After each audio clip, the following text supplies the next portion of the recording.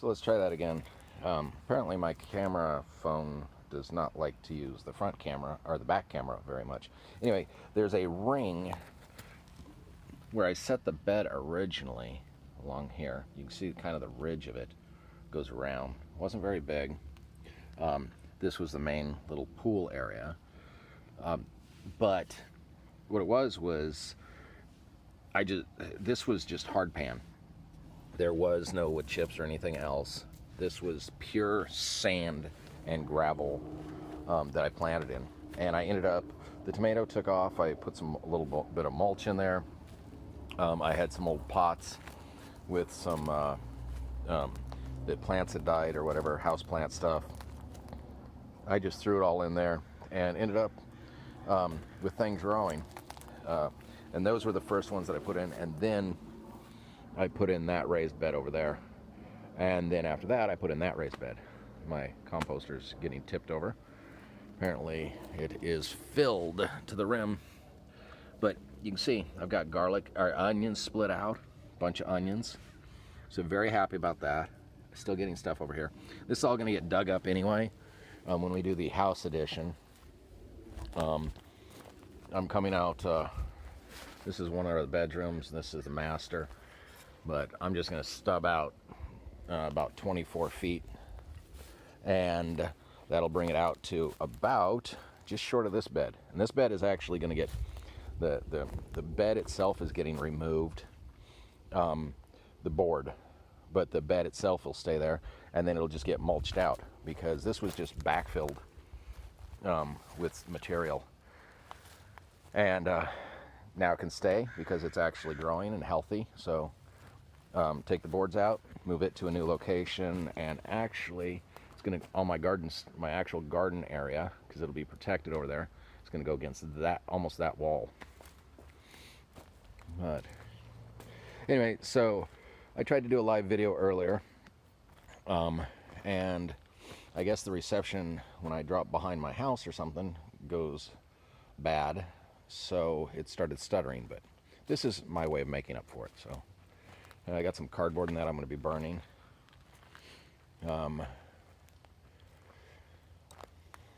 Still little plants doing. This thing actually might make it. I think that's one of the jackfruits. There is either an avocado or a jackfruit. Could be actually that one might be the mango. Here's one of my other artichokes. Oh, that's what I want to show you. I was talking about in the other video my artichoke. That's my artichoke. That's actually two artichokes together. They were little tiny plants, maybe that tall when I got them. And yeah, artichokes are a thistle, but isn't that gorgeous? And it's not like a pokey thistle. It's just and you can grab it. These are nice, thick, healthy, happy leaves. There's no pokies on them. And then this is my almond. That thing is about 5 feet tall, so that tells you how big that puppy is. And then this is the guava I was referring to in the other video, where it we put it in and it died to the ground when we got that hard frost. First winter we were here, we ended up with a hard frost in February, and it died to the ground, and I thought it was dead. Then about 3 months later, ended up with this little growth about that big out of it. And then it died to the ground again when we got the heat wave. And I was like, okay, it's dead. And then about September, October, when things started transitioning in the soil and everything else, all of a sudden it did this. And now we've got new growth. Yeah, the leaves are burned, but it's like, so what? It's got some new growth on it. They're not doing all that great on some of them, but there's other spots. Let's see if I can find, actually, that one's doing pretty nice. And overall, I'm very happy with what this is doing here. I've got other things. See, here's some things coming up. I think this looks like a broccoli maybe. Coming up, there's all kinds of things planted in this. I just don't know what it is yet. See, that could be one of my herbs that I planted a year ago. But I've had a bunch of things just suddenly start popping up that I was sure were dead. Oh, here's another one. See? That could be a kale. I put in a bunch of kale. My main thing is edible landscape aspects in the way of perennial, so that I don't have to maintain them. But some of these were just, extra veggies I had or whatever. There's my horseradish. It is now taking off. There's some onion. That onion scattered through everything. It's a great protector, but I want to show you the inside of this artichoke. Look at this thing. Look at how healthy that is. And these things, we're not talking little pieces. Look at that. Isn't that amazing? And it gets the almond blooms scattered across it. So it looks like it's almost flowering already. I've got sugarcane popping up everywhere, which is awesome. This whole wall, this whole fence, up to about right there is actually been cut. It's got sugarcane cuttings scattered all along it. So here's one, there's another one over there popping up next to the grass. There's a few more along the way. Porchea. This porchea needs heavy mulch. But I can't really, at this point, until I know where things are, I have to be careful and not mulch too much, or it will kill them. I'm not sure what this is. It could be one of my edibles, or it could, actually, I think that's one of the flowers from over here. I believe that's a little purple one. It's really nice. I let flowers in that grow in here, and then progressively I'll transplant them to other areas where I want to thicken up. But any volunteers are fine. This was our original area that I actually started doing the edible landscape, permaculture, back to Eden food forest thinking. It's only about, at the widest, which is right about here. If you look, it's from that stake to that stake is only maybe 20 feet, 25 feet. And it actually doesn't all come all the way out.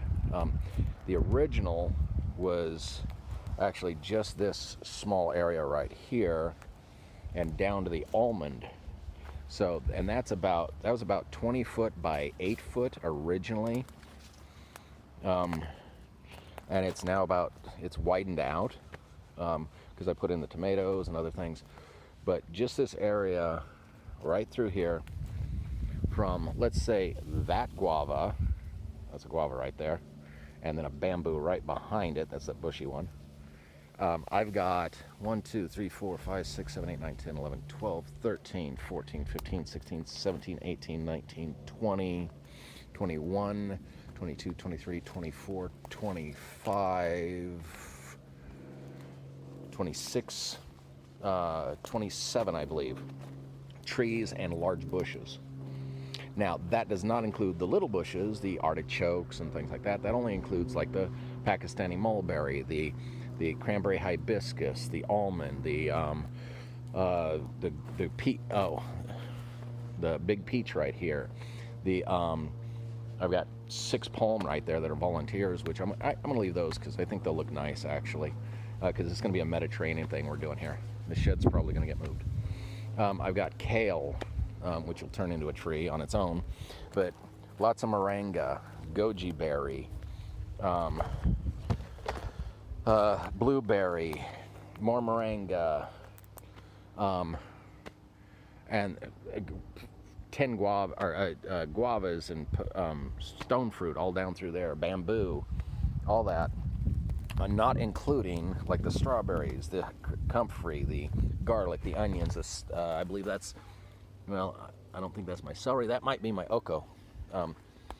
But I've got celery in here. I've got, well, as I said, Barbados cherry, or yeah, Barbados cherry. This is my tomato and bell pepper. And if you know anything about tomato and bell pepper on long term, as long as you harvest them, they'll keep producing. They will keep coming back if you can keep them safe from too much cold in that. Like this one actually might come back still. This is a second year. I just need to prune it up pretty well. But the bell pepper, I mean, look at the bell peppers. That thing's a little bell pepper tree. And that's literally how I'm growing it, as a little bell pepper tree. I got to take the bell peppers off. You know, they're not looking great, but they lasted. I've got the guava here. These are elephant garlic from my family's property up in Oregon. I've got sorghum. I'm not sure which one this is. I believe this is a native tree. I'm gonna have to find out. There's another palm in there. There's more trees. There's citrus over here. There's pineapple over here. There's sugar cane. There's sorghum, bamboo. So nice little bamboo. There's a loquat. More strawberries. There's a couple of annuals in here. Volunteers apparently. Here's a jackfruit hiding down in there somewhere. That I'm hoping will come back. This is Lake Hot Aprium. This is going to look beautiful right here. It'll be shaded a little bit by this big ash tree. Well, not very big, but it'll be shaded by the ash tree to give it some protection. Here's one of the guavas. This one is, this is my strawberry guava. I'm looking forward to that. Here is, this is my pink tropical. Yeah, tropical pink guava. Tropic pink. Yeah, tropic pink guava. There's a tropical pink and a tropic pink and a pink tropical. But it's a pink tropic. In here I've got sweet potatoes, sugar cane, more onions, got flowers. There's more moringa. There's a chea, which is a spinach tree. And I'm walking through, I'm pretty sure where my path is, which is right here, as long as the dogs don't, like this one, doesn't dig it up too much. They like to get in here and play around. But we got bamboo, this is Kodiak mustard. There's some grasses, which are gonna go bye-bye. But like these are my grain grasses, if you look. So this will actually, this could be, I don't think this is rye, I think that's the wheat. Because I had a handful of wheat, so I scattered it about. Then we got my golden silverberry. I love this thing. This thing was a little stick when I got it. And we're talking, the whole plant was like that big. And now it's this big. And it is, this and the Korean, this thing has handled every kind of weather, high manure. I mean, it got dumped in the manure, or the manure got dumped on it. This was hot manure. And I pulled it back, but it was sitting there. And it didn't care. It has not done anything but grow. And look at this. This is all new growth. And it looks really weird. Like, it looks like it's dying when it starts out. That's all beautiful new growth, though. And then every one of them is all new growth. That's not damage. That's actual. And then it starts getting shinier and shinier till it ends up with these really cool leaves. And just gorgeous. But it just gets these little, yeah. Anyway, but so hopefully I get a few berries from that this year. What else have we got in here? There is, see, more stuff. I am not sure what that one is.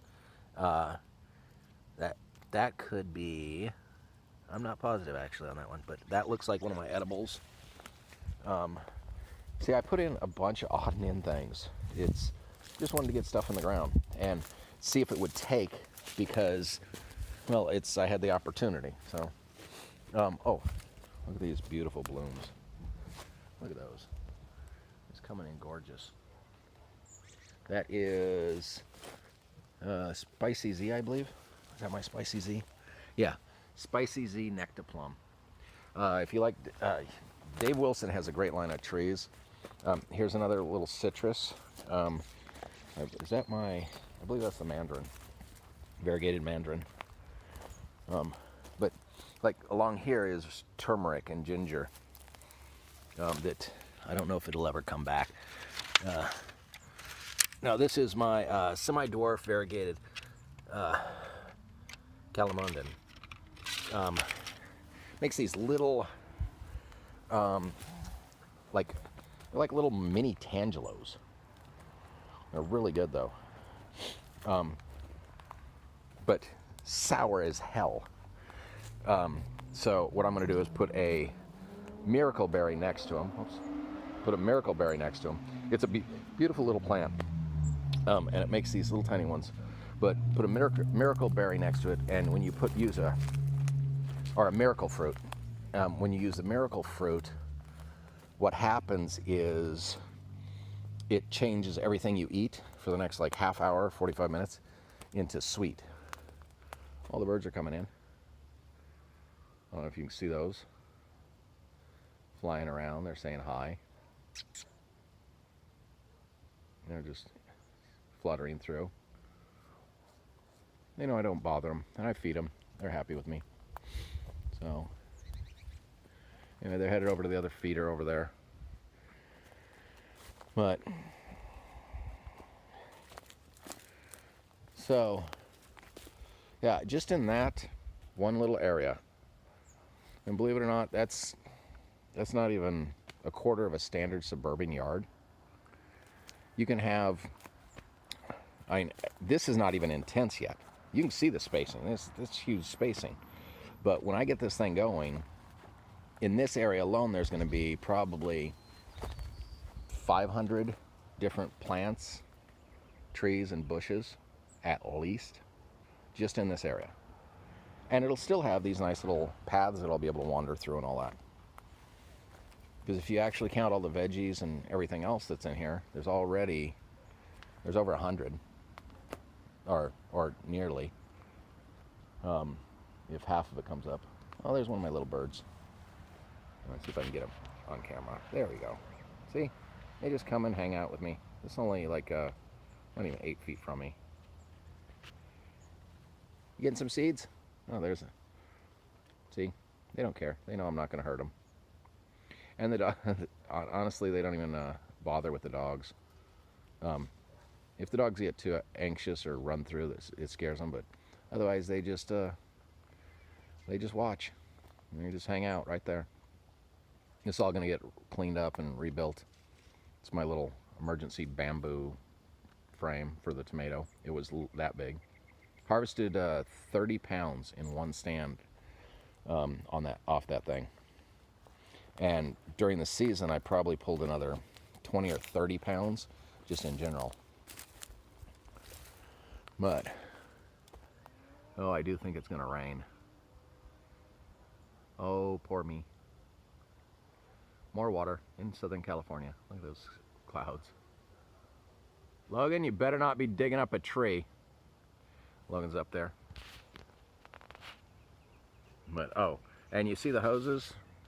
That's how I started watering, because when we were putting things in, I would water individually just to stabilize them, and then I would just let them go. And we lost several trees in that because, well, things just, you can't, it's either too much water, too little water during a cold and heat wave year. And we had heat wave after heat wave up to 120 degrees. But this is the latest bed. The Japanese tea house is actually going to go down there, and this is going to become a pond all through here. It's going to be pretty cool. It's going to kind of sweep back, and when you come out of the bedrooms, you'll be able to sit there and look at the pond. And then this is all going to get bricked it's going to be porous so water goes through, but it'll be bricked with raised beds for herb gardens and all that. And then you walk through this area and then into the beginning of the food forest. And this will be, you can go down that side into the pond, or you'll be able to go right across here and then up over a bridge right through there. And then there will be a water feature here. This rock wall is going to get moved out, so it'll go actually around everything. It'll look really cool.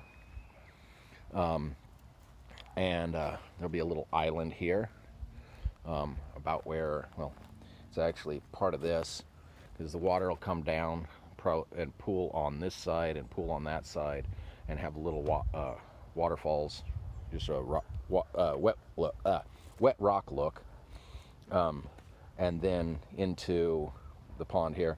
But this will be a small island feature right here, with like the artichoke in it, probably. I haven't decided how far over I'm going to go, but probably somewhere right here is going to end up. It's going to sweep kind of back and then have this little island feature that'll actually just be separated by the waterfall. So something nice looking. And then a nice bamboo Japanese footbridge from hopefully that bamboo up there if it gets going. And the final thing, I guess, for this evening is I've decided what I'm going to do with these 2 eucalyptus.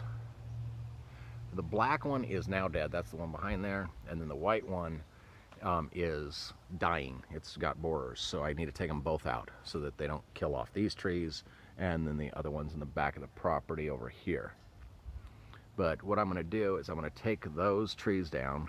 I'm going to save that wood, dry it, cure it, and then make it into, when I do my kitchen cabinets.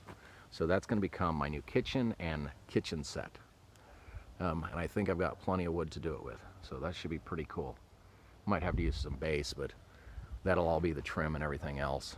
So, and then make tables, a couple of tables and some chairs from it. So it should be pretty cool. Well, it's getting cold out here. I know, not for most of the country, but for here it is. There's the dragon fruit. And we'll say goodbye to Marco. Marco, you ready to go in? Ready to go in, Marco? What do you think? Done with the food forest for the day? Want to go in and get a treat? How's the treat sound, Marco? Yeah. Marco says, if you like what we're doing, subscribe, share, and give us a thumbs up and leave a comment. And until next time, may the road rise up to meet your feet.